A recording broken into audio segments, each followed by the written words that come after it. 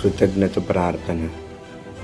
దేవుణ్ణి సేవించే చాలామంది జీవితాల్లో సంతృప్తి లేకపోవడానికి కారణం వారిలో కృతజ్ఞత లేకపోవడమే.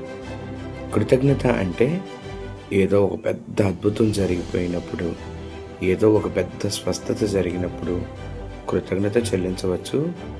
అలాంటి పెద్ద పెద్దవి ఏమీ జరగకుండా ఎలా కృతజ్ఞతలు చెల్లించగలను అని చాలామంది అనుకుంటూ దేవుని కార్యాల విషయంలో గుడ్డివారిగా మారిపోతున్నారు. ఒకసారి ఆలోచించండి.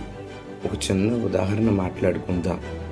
ఒక వ్యక్తికి క్యాన్సర్ అనే ఒక భయంకరమైన వ్యాధి వచ్చినప్పుడు దేవుడు స్వస్థపరిస్తే అది ఎంత పెద్ద అద్భుతమో.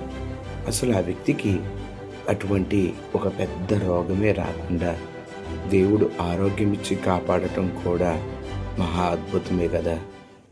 ఎందుకో ఈ రోజుల్లో చాలామంది పెద్ద పెద్ద అద్భుతాలు జరగలేదని బాధపడే దగ్గరే ఆగిపోతున్నారు. కానీ అద్భుతాలు జరగవలసిన అవసరం రాకుండా దేవుడు ప్రతి క్షణం చిన్న చిన్న విషయాల్లో కూడా ఆయన తన కృపనిచ్చి నడిపిస్తున్నాడు అని తమ జీవితాల్లో గుర్తించలేకపోతున్నారు.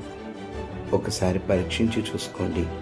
మీ జీవితంలో అణువులో కూడా దేవుని కృప దాగి ఉంది. ఇప్పటికైనా కృతజ్ఞత కలిగి ప్రార్థించు. దేవుని సమాధానం నీ హృదయాన్ని కమ్ముకుంటుంది.